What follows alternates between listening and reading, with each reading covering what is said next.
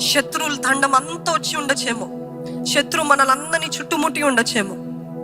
అక్కర్లేని మాటలు, అవమానపు మాటలు, శత్రువులు, దురుద్దేశముతో మనుషులు ఎన్నో పన్నాగాలు ప్రయత్నిస్తూ ఉంటారు. అట్లాంటి పరిస్థితుల్లో come to a place saying that దేవా, నేను పోరాడను ప్రభా, నువ్వు నా పక్షాన పోరాడు ప్రభా.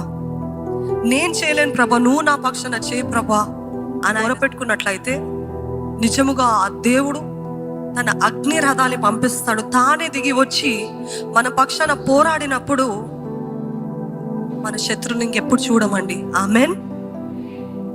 ఎప్పుడు చూడని రీతిగా దేవుడు ఆ రీతిగా వారిని తొలగించేస్తాడు. అందుకని we come to a point saying, రాజులు కాదు ప్రభా, మనుషులు కాదు ప్రభా, నాది కాదు, నాదేది కాదు ప్రభా, నువ్వే చూసుకోండి. ఈరోజు మనం ఎటువంటి పరిస్థితిలో ఉన్నా, can you say to God, Lord you take the battle, you fight on behalf of me. నువ్వు నా పక్షాన పోరాడు ప్రభా, నేను నీ పైన ఆధారపడుతున్నాను.